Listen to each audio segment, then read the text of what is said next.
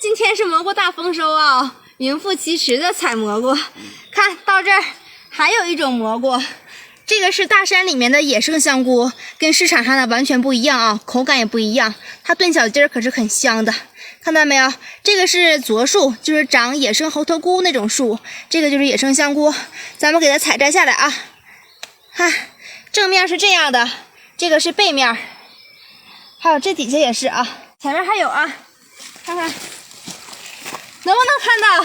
发现了没有？在底下，而且我本来是发现一块儿，原来长了2个呀！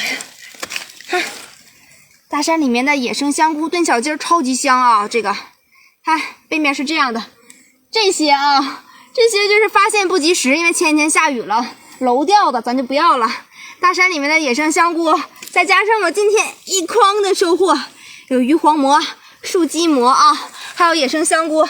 喜欢大山生活的朋友们，给我们点个小红心加关注，谢谢支持了。